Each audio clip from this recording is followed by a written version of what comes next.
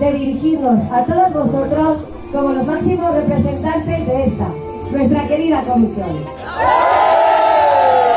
Ya estamos en marzo, el mes de los valencianos, el mes en el que nuestras casas se llenan de trajes regionales, de ilusión por vivir y disfrutar el trabajo que gran parte de los falleros preparan durante todo el año.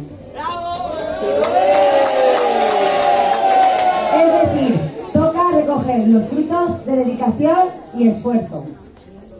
Esa época del año en la que luchamos contra el sueño, el cansancio, porque esta fiesta es lo que realmente nos hace feliz.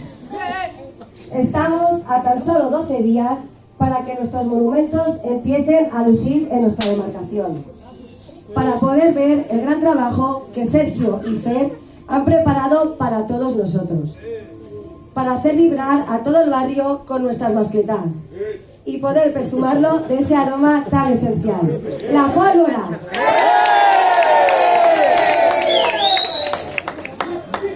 ¡Falleritos!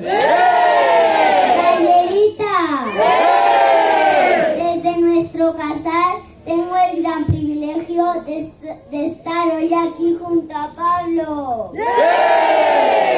Queremos invitaros a todas las actividades que vamos a tener estas fallas.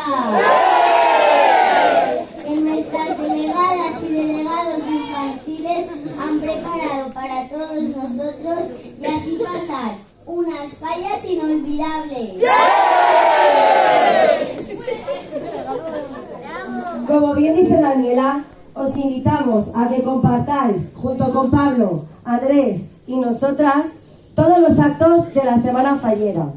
Demostremos al barrio y a Valencia entera la gran familia fallera que somos.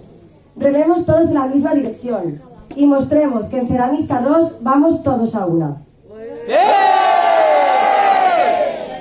Porque cada uno de vosotros sois los que estáis llevando esta fiesta, movidos por la ilusión y conservando una tradición que es lo que realmente nos hace únicos. Así que, falleros, falleras, ya está aquí la fiesta más grande del mundo. Ahora sí, levantad el estandarte. Poneos vuestros blusones. Mal, ya que te lo he quitado. Alzad vuestros pañuelos.